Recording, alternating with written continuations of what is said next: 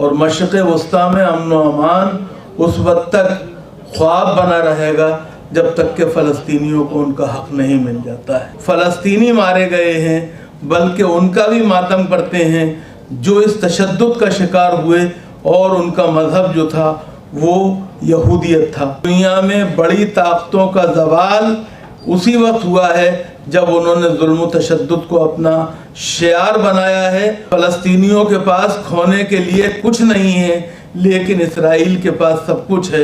امریکہ کی سرزمین پر جو معاہدہ ہوا تھا دو ریاستی حل کا، اس کو پہ عمل درآمد نہیں ہو جاتا۔ صاحبو، میں حرف بحرف سلمان خورشید صاحب نے جو بیان دیا تھا اس کی تائید کرتا ہوں۔ اس کے علاوہ جو اور لوگ بولے، جس میں انجینئر صاحب تھے اور دوسرے لوگ تھے، ایک سردار جی صاحب نے، بزرگ تھے، ان سب نے جو کچھ کہا میں اس کی تائید کرتا ہوں۔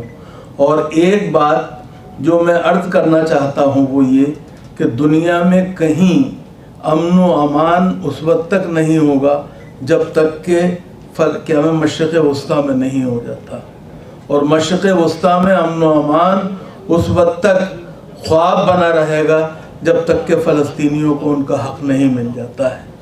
فلسطینیوں کے ساتھ جو کچھ ہو رہا ہے وہ سراسر ظلم ہے، بہیمیت ہے، وحشیانہ سلوک ہے۔ ہم اس کی مذمت کرتے ہیں، اور صرف ان کا ماتم نہیں کرتے ہیں جو فلسطینی مارے گئے ہیں، بلکہ ان کا بھی ماتم کرتے ہیں جو اس تشدد کا شکار ہوئے، اور ان کا مذہب جو تھا وہ یہودیت تھا۔ ہم ایک بات یہاں دنیا کے سامنے واضح کرنا چاہتے ہیں، ہم یہودیوں کے خلاف نہیں ہیں، ہم زائنزم کے خلاف ہیں۔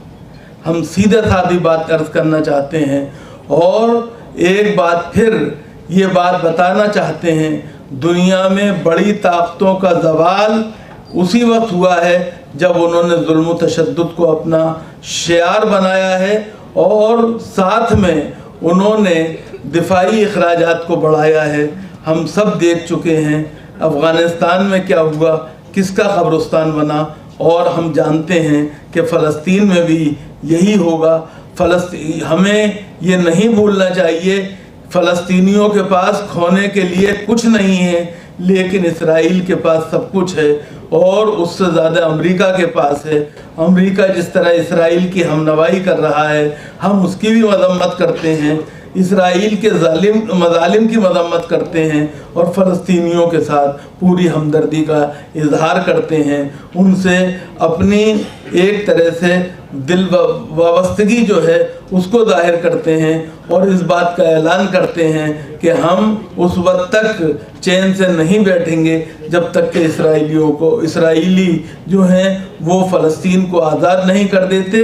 اور جس طرح سیتارام یچوری صاحب نے اور سلمان خورشید صاحب نے اس سے پہلے کہا تھا، جب تک کہ ہم یہ نہیں جان جاتے کہ وہ فیصلہ جو اوسلو سے لے کے اور امریکہ تک مل کے ہوا تھا، امریکہ کی سرزمین پر جو معاہدہ ہوا تھا دو ریاستی حل کا، اس کو پہ عمل درآمد نہیں ہو جاتا۔ آج امریکہ کو دنیا کو یہ بھی بتانا ہے کہ کیا وجہ ہے کہ وہ فیصلہ جو اس کی سرزمین پر دو ریاستوں کے لیے ہوا تھا وہ اس پر عمل درآمد کیوں نہیں ہو پا رہا ہے، یہ اسے بتانا چاہیے اور اس کے لیے جواب دہ ہونا چاہیے۔ ایک آخر میں صرف یہی بات کہہ کے میں اپنی بات ختم کرتا ہوں، اور اسرائیلی جو کی مذمت کرتے ہوئے فلسطینیوں کے ساتھ اپنی پوری ہمدردی اور یگانگت کا اظہار کرتا ہوں۔ بہت بہت شکریہ۔